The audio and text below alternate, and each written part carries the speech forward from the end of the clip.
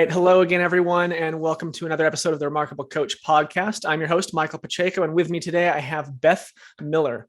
Beth is an experienced corporate executive, business owner, and entrepreneurial leader with a love for developing talent and seeing other leaders succeed.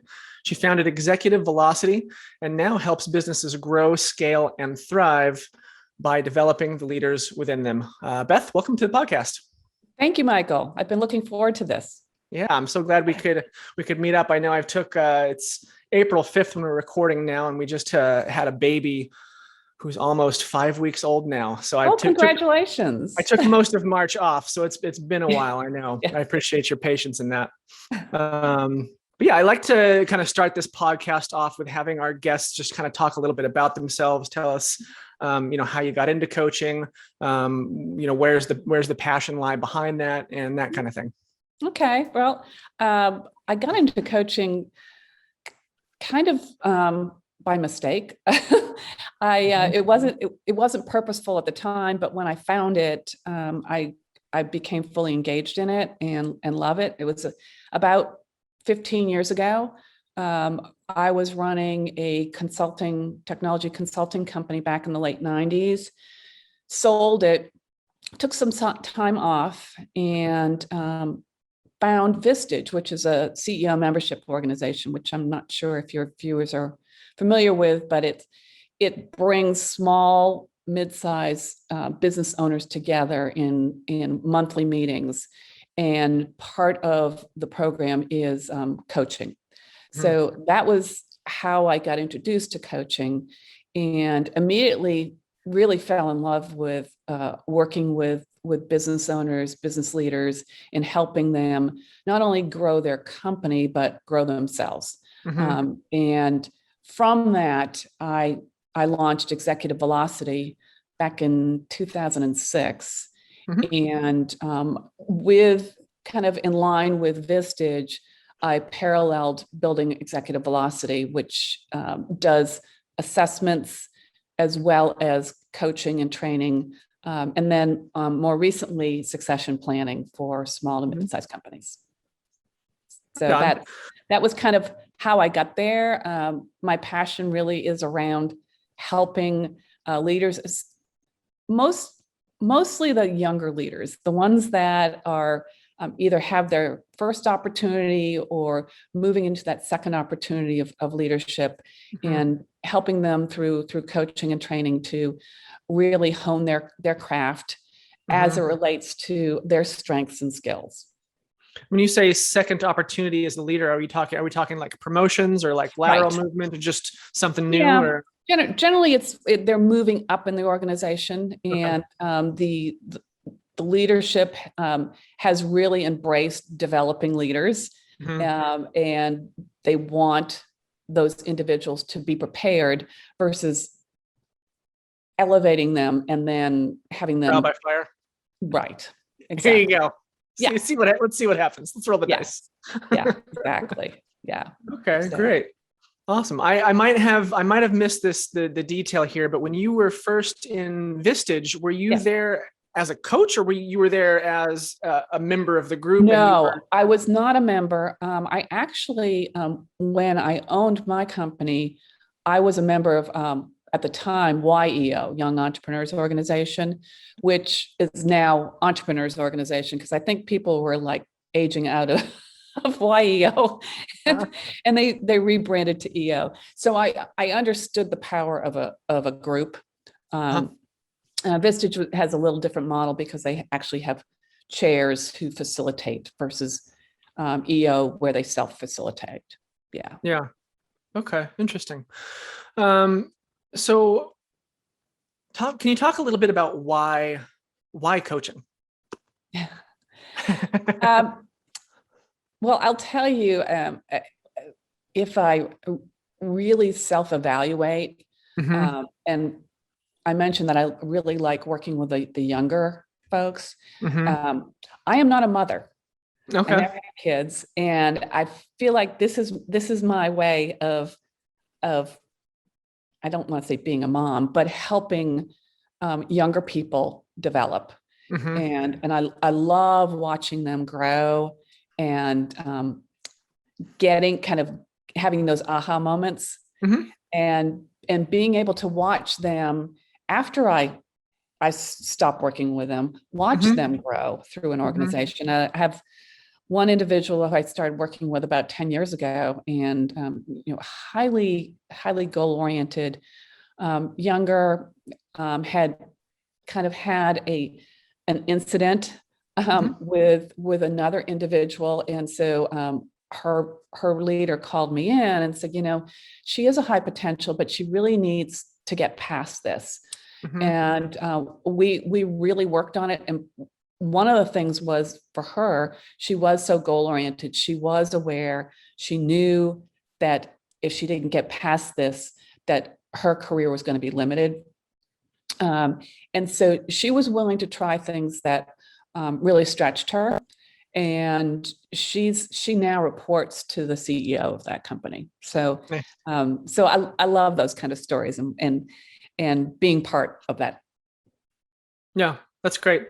So a couple things. One, I think you should embrace this term mom, being a business mom. I think that's fantastic. I've got a business dad.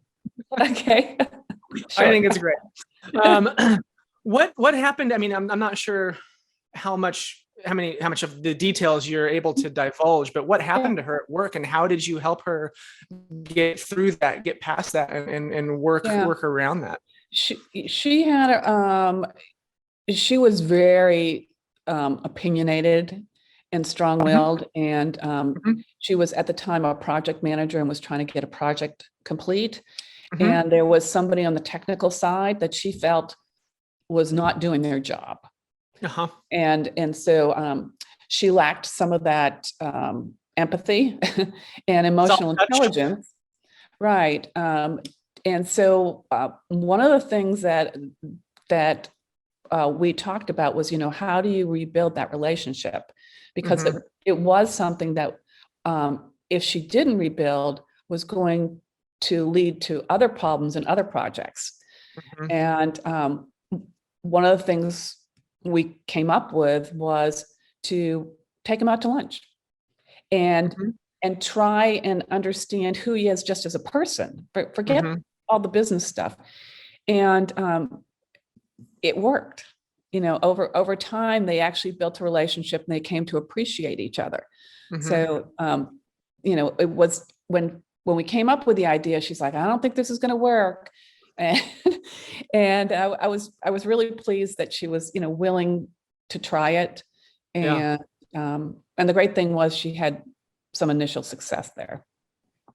So is that like, I mean, this is not a perfect analogy, but you're kind of humanizing the enemy, so to Yes. speak, right? The enemy. It's Yeah, not obviously not the enemy, right? They're on the right. same team, but you have to Exactly. help her humanize this person, see him as a person and not as a cog in the machine or something like that. And vice versa, because clearly Sure. I'm sure he Sure. was feeling the same way about her. Sure. Yeah. Yeah. So, Interesting. yeah. Interesting. Okay, cool. Who are your clients? Who's your ideal client? Who do you typically work with? Typically small, mid-sized, privately held companies, Yep. generally 500 employees or less. Um, Early on, I started working with larger companies like the IBMs of the world. And what I found was I was making an impact on that individual, but I wasn't making an impact on the organization. Mhm. Whereas the smaller the organization, the bigger impact I can have on that organization working with one or two, key employees. So, Mhm. so that's why I chose that path. And you're typically working in middle management, executive leadership. Executive, Okay. executive leadership all the way down. As I said, my love is that younger Mhm. leader. Mhm. But oftentimes I will start at the C-suite, Mhm. and they'll see what I'm capable of doing and helping Mhm. individuals, that it then moves downstream. I've worked with one client down in Florida for, gosh, 6 or 7 years now, and Mhm. started at the CEO level, and now I'm working with those individuals that are moving into that, generally that first level of leadership. Mhm. And helping them to Yes. adjust, set expectations. Yeah, the process I use is we created a 360 assessment for the Sure. organization based on their values and competencies. And that's kind of the baseline. We also use a behavioral assessment tool. Mhm. And those things, that's the data that I use, along with interviewing their key leaders around them and their manager, their executive sponsor, to develop a development plan that usually we work on 3 objectives that are worked on over a 6 to 12 month period of time. Okay. So That was next. yeah, there's specific, we look at, the specific objectives, what's success going to look like. So we understand what the goal is. They have internal feedback partners for each of the development objectives, because I'm not there day to day. So they need to be communicating with their feedback partners on what are those things that they're trying to accomplish, what are the behaviors that they're trying to change, so that the feedback partners can be observing and giving them real-time feedback. For sure. Yeah. Yeah. And I love that. I think it's important to, especially if you're, so that was going to be my next question, is what does a typical engagement with you look like? It sounds like 6 to 12 month program. Yeah, for that kind of coaching. But there are a number of clients that I'm basically on retainer, where I am their ongoing talent. Yeah, I'm their talent management advisor. They'll have like an HR individual, but usually that person is involved with kind of the traditional HR of payroll, benefits, compliance, all those things. And I'll work with the C-suite more in a strategy perspective. I was working with one on redefining their values. They're making a shift strategically, and so we're coming up with values and a mission statement that will move them forward. Nice. I love that name, talent management advisor. It sounds very star-studded. The problem is that oftentimes people think of talent management as like managing like Hollywood stars or something. Of course. It's like, no, that's not what I do. Not the same. No. Yeah. Cool. So when you first come in, you're going to do a 360 assessment. So you're checking with peers, you're checking with subordinates, you're checking with management, and you're going to set up some way for this specific. I don't know if you call them a subject. I guess your client is going to be the company. Who do you call the person that you're working directly with? Coachee.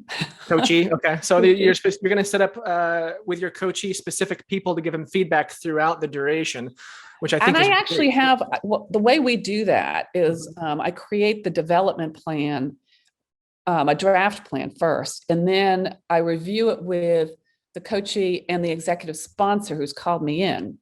And we, between the 3 of us, identify who those feedback partners are, who the most appropriate ones based on the objective that's being worked. How do you determine that? Who the best feedback partners? Because there's got to be, there has to be some interesting considerations there, because you want candid, honest, transparent feedback. Not always easy to get.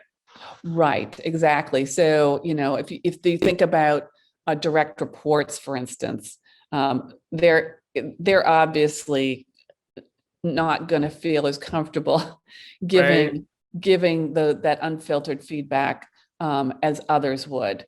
But there are some development objectives that would be really important to get feedback from direct reports, like it might be delegation or coaching and feedback.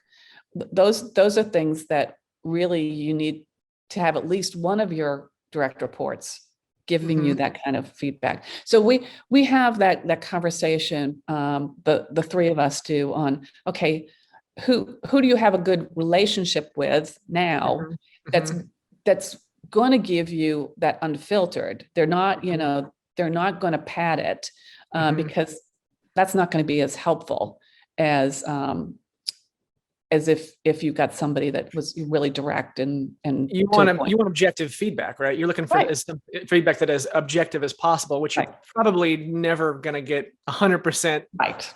Exactly. objective feedback from a subordinate. But I Right. guess if they have, you're looking for strong relationships, right? Yes. Where there can be constructive criticism given and taken, Right. and it's received well and it's given well. Yeah, exactly. Okay. Yeah. Right on. Yeah. Right on. And then so that feedback, it's kind of sounds like a feedback loop that happens throughout, Yes. Yep. throughout your 12 tenure. months. Yeah, exactly. Let's Yeah. call it a tenure. Yeah. And then how do you assess, how do you assess progress or success or failure? Yeah. So we have check-ins with the executive sponsor, and generally every 3 months, so that we can recalibrate if there's something that's not, going as well as planned. And sometimes we'll find that they are making great progress, and we'll add an objective to the plan. Okay. Yeah. So it really depends. It's an individual type of thing. Yeah. So it sounds like it's maybe results based. Yes. Okay. Yeah. Yeah. So as much as possible. Yeah. So at the beginning with the 360 assessment, you're looking for opportunities to set goals for the end of the time period? Yes. And then work towards that. But yeah, what I look for are the bigger gaps from a rater's perspective. You generally have 3 or 4 rating groups, and I'd be looking for gaps and what rater group is farther away from the individual who's self-rating themselves. Okay. One of the things I find oftentimes is that you've got direct reports who just rave about the manager, but yet, that's a tell that maybe the manager is being too soft. And so we'll start talking about that. And maybe there's other groups that totally disagree with the direct reports. So that's interesting. But yeah. Beth, all of my employees absolutely love me. You might be too soft on them, Michael. It's entirely possible. You've met Kevin, you tell me. Okay, that's great. Tell us about, so you mentioned the gal who was struggling with the tech team, a guy on the tech team. Yeah. Tell us about some other just tell us some other stories about some successes that you've seen where you've ran into maybe a brick wall, or rather one of your coachees has ran into a brick wall, and you've helped them figure out either how to break through that brick wall or how to walk around it. Yeah.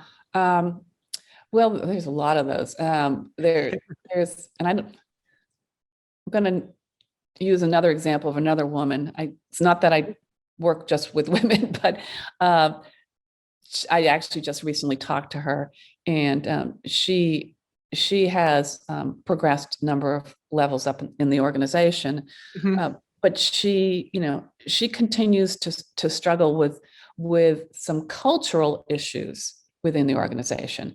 And because I've worked with the organization long enough, I understand where she's coming from. Yeah. But we talk about, okay, so especially managing up, how do you have that difficult conversation with your manager, so that he or she hears what you have to say, and that you get some sort of resolve. Now, in this situation, one of the things that kept coming up for her was that she would go and ask a question of the leader, and the leader would turn it around and say, well, what do you think? And so there was, in fact, I just talked to her today, she said, it happened again. I said, well, what options do you have here to change the dynamic? Mm-hmm. What questions could you ask? So we had a conversation about that. And, she Can I interject real quick? certainly. So when a leader says to a subordinate, what do you think? Is that necessarily a bad thing, or what was Oh, no, what was the it's not. conflict there? What was the conflict there? Because it seems Yes. to me from the leadership books that I've read and my experience as a leader and a manager, that is frequently a good question to ask when you're trying to help develop something, right? And we both agreed that Okay. we were assuming that that was his intent. Okay. And it probably was his intent. Yeah. The challenge is that there was a specific situation where he wasn't giving his opinion. And after 3 meetings, all of a sudden he said, well, I disagree. And they had done all this work. Uh-huh. So she was feeling frustrated. Yeah. So, I said, well, what could you do? And so what she agreed to do was to go to him and first of all, ask him if she could share an observation with him. So she's asking permission to give him some feedback, and then be really specific about, here was one time where I asked you and you came back and asked me my opinion, which I appreciate. And I know that that's one of the things that, you want to help develop me. And I appreciate that. But to go down the path, for 3 meetings and then not give your opinion, now we have to switch paths. We're spinning our wheels at that point, right? I need to know what's in your head. Exactly. Yeah. Yeah. We need to collaborate on this. Right. Is what you're getting at. Okay. Yeah. Okay. So a lot of the work that I do is interpersonal relationships with individuals. Yeah, really that's is. great. Yeah. There's a sneaky saying in the Remarkable Coach podcast, and I'm curious to know if you agree with this or not, that every executive coach's dirty little secret is that they're a life coach. Oh God, don't use that term on me. I hate that term. Terrible. I was just listening to some TV show and this woman said she was a life coach. I was like, Oh man. No offense to life coaches, but that's not what I do. I think, yeah, I mean, the meaning behind that, at least in the way that I use it, is that what you're teaching, you're teaching life skills. You're teaching communication. You're teaching interpersonal communication. Right.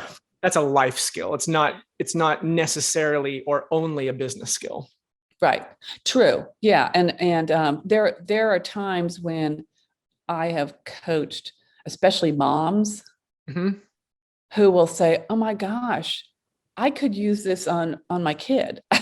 Like, yes, exactly. Interesting. Yeah. What about some failures or learning points that you've run into throughout your career? Where have you screwed up and learned something? Taking on an uncoachable person. That's a tough one. Yeah. Yeah. And I learned that pretty early on. I know the tells, and talk about those. How do you evaluate if someone's coachable or not? Well, first of all, they need to be self-aware. Okay. And that's number one. They need to admit that they're not perfect, and that there are things that they need to work on.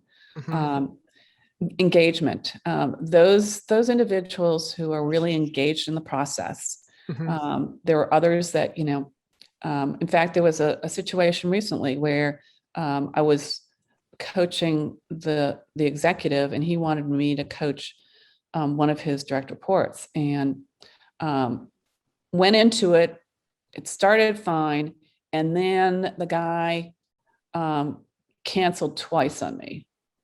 and it was short notice, and I thought, something's up here. And so I contacted the executive sponsor. I said, I don't think this is going to work. I think, that this guy is not engaged, and, I don't think it's worth your money or my time to be involved. And we both agreed. So, so the uncoachable, I've gotten better at identifying it quicker. Yeah.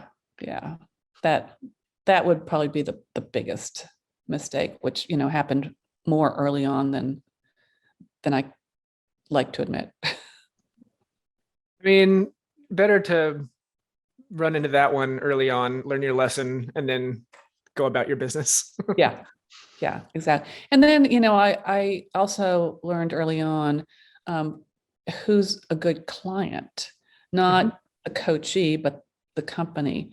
And, if they are, if the leadership team, the executive team is involved from a coaching perspective, in values development of employees, that's a really great thing. There have early on were a couple situations where they wanted me to coach an individual, but yet they weren't really involved in the process, and they've got to be. I mean, it can't just be me. Sure. So that's another one that I'm really now when I'm going into a new client, I talk a lot about the role of the executive sponsor. And you need that peripheral support for sure. Yeah, exactly. Yeah. And then,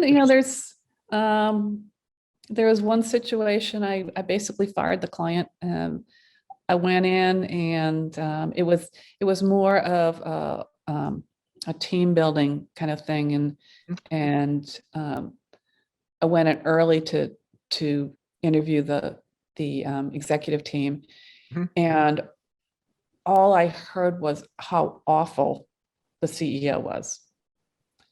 Wow. I was like, whoa. And I had already signed the contract. So I went through and delivered what I committed to. But the guy called me back and wanted me to do more work. And I said, I just don't think you're ready for me. And he said, well, what do you mean? I said, well, I think you need to be doing a few more things. And he said, are you firing me? And I thought, he's probably been fired before. And I said, no, I just don't think you're ready for me. And he never called me back. In that case, sorry, didn't mean to interrupt. Go ahead. Well, 2 out of the 4 executives within 6 months had left that company. Wow. That's 50% attrition rate. That's not low. No. In that case, was the executive sponsor the CEO? Yeah. Oh, okay. Yeah. He was, he had been the founder. Founder CEOs are the worst. Just a lot of stuff. Yeah. I mean, I think it's common to struggle with founder CEOs because it's their baby. There's emotional stuff attached to it. I mean, that stuff I can deal with. There was some ethical things. Oh, wow. Okay. Yeah. All right. Interesting. Yeah. What kind of recommendations would you give?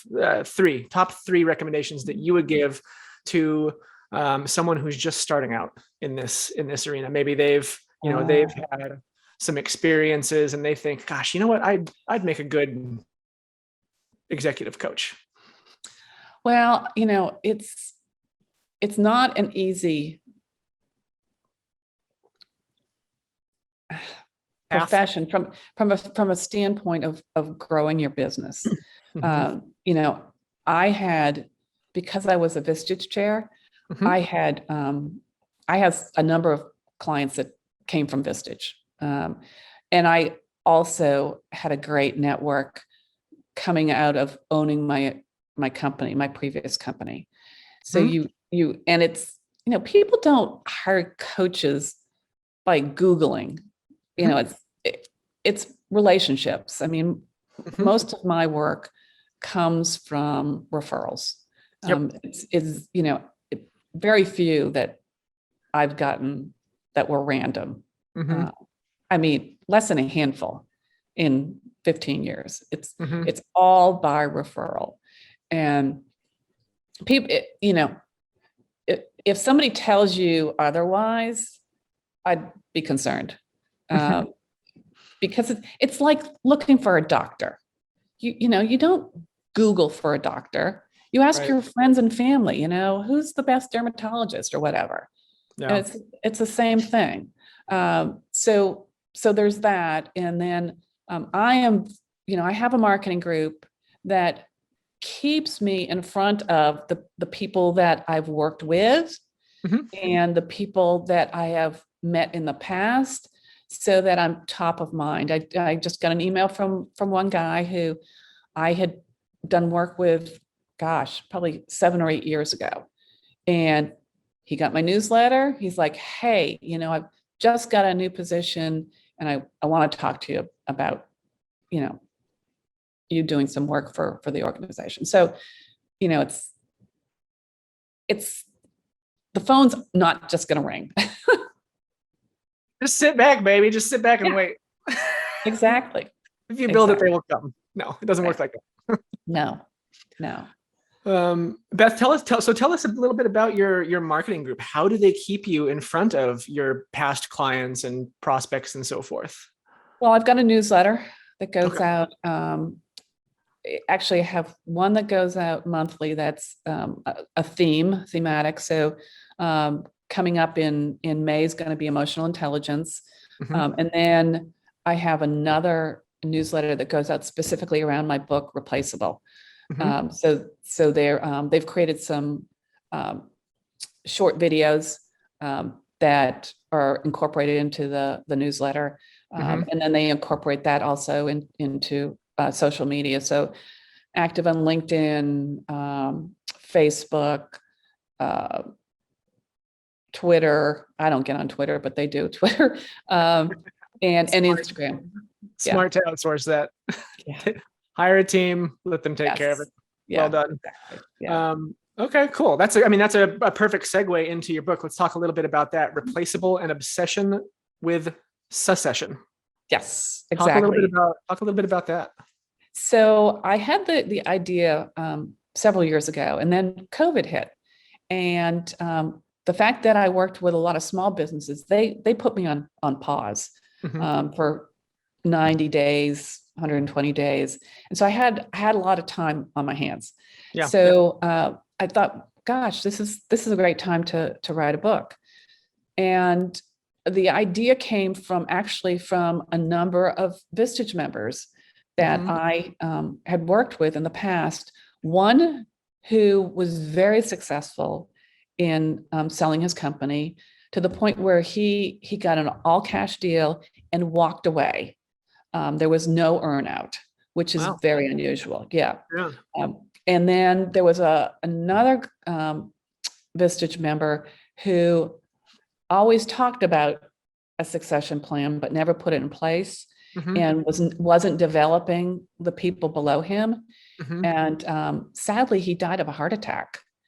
And the company within 18 months folded. Fell apart. Sure. Yeah.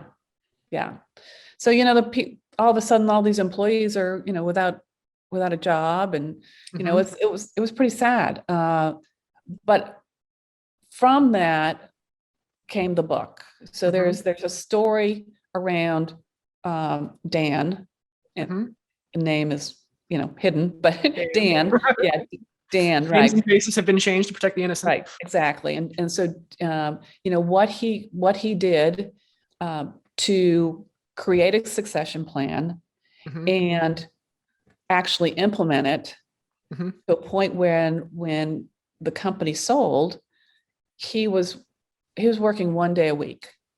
So, you know, he had identified his successor, and his successor was actually in my Vistage group. So he was being developed while for about 3 years. So he was, fully prepared when the sale went through. Well And groomed. he was involved in the sale. So yeah, that is replaceable. Make yourself replaceable. Yeah, I love that. That's And don't be afraid to make yourself replaceable. Even if you're a manager, if you don't have somebody below you who's prepared to step into your place, it might hold you back. Mhm.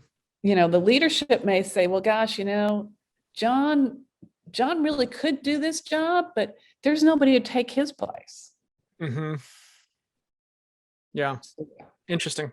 So is this succession planning, is this like do you have like a tangential service you provide Well, succession planning is something that is a lot of it's around developing the people to be prepared to be in the right seat at the right time, doing the right things. And so coaching comes out of that, coaching and training. So Mhm. a lot of what I do is there, but I have been asked to come into companies and help upfront do a lot of the planning work. Mhm. So, help to identify what the key positions in an organization are, not the key people, but positions. Mhm. Help to define what the core competencies of leaders look like in that Mhm. organization. Define what a high potential looks like, and Mhm. and then having those career conversations with those high potentials, Mhm. and developing development plans for them, so Mhm. they're prepared. Yeah. And what do all, well, I guess all of them don't I mean, 3 years in the story that you mentioned seems like a long time to develop and groom a successor. Is that pretty normal, or? So I would say that succession, one of the confusions that I run into is exit planning and succession planning. Uh-huh. Succession planning should be part of your business plan. Uh-huh. It should be a subset, and it Uh-huh. should be an ongoing thing. Uh-huh. So, whereas exit planning is different, it's really preparing your business for Mhm. sale. Mhm. It's not about the people. There is a portion of it, but succession planning is all about the talent and the people in your organization. Mhm. Yeah. So And when you're looking for a potential, a prospect for a successor, are you looking primarily at soft skills, leadership skills, that sort of thing, or are you weighing hard skills equally? you've got to. I mean, it depends on the position, right? Sure. Okay. If you're hiring somebody for like a CTO position, well, obviously they need to have some skills there around technology, Of course. but that we leave to experts in within the organization to interview them around that. Mm-hmm. It's more the culture fit and the leadership style Mm-hmm. that is going to be important. There was a individual that I worked with who she wanted to get out of her business, and she ended up hiring somebody that came out of the industry, but was a really bad cultural fit, Mm-hmm. and she ended up basically 2 years behind in her exit plan because Mm-hmm. of that mistake. Oh, geez. Yeah, Yeah, that's tough. Okay. yeah. Well, Beth, is there anything that you would like to talk about that we haven't touched upon yet? Gosh, we've Anything covered a that, lot. yeah, I know. It hasn't been that long, but No, I feel no. like we've been to the moon and back. Yeah, exactly. No, I just, for those coaches out there that are starting, I would encourage them to, build their networks, your referral networks, Mhm. and get certified. I got certified as a managerial coach, and I got certified in some assessment tools, which have been helpful in the process. So Mhm. those would be my tips for for new coaches coming in. Lovely. Beth Miller, thank you so much for joining us. Where can our viewers and listeners connect with you online? So my website is executive-velocity.com. And then they can find me on LinkedIn. And LinkedIn, I am listed as Beth Connect Miller, which is also what my book is authored under, is Beth Connect Miller. So there's only one of me out there. Awesome. Beth Miller, thank you so much for joining us on the Remarkable Coach podcast. It has been a pleasure chatting with you. Well, thank you, Michael. I really enjoyed it. Thank you. And thank you to our viewers and listeners for joining us as well. We'll see you guys all next time. Cheers.